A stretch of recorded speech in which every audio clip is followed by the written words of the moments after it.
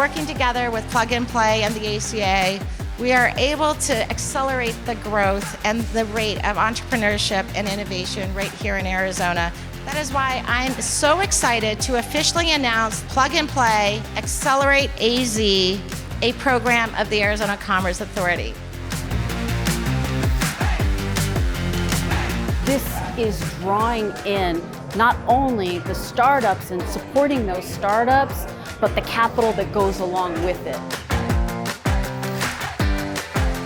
Really, I feel with the culture that is here, with the enthusiastic of positive business climate, it is just the beginning. This place is so open to new people. They're generous and they're willing to help. They truly want you to be successful. It's like we all represent our state, and if we are successful, they know all ships rise. So I'm very proud to be part of the Arizona community. A reef is this crazy ecosystem where the fish are swimming around, the algae's there, the coral's growing, it's all symbiotic. They grow together, they have a great life. Take advantage of this ecosystem we have here and find the partners that are going to help you do the next big thing.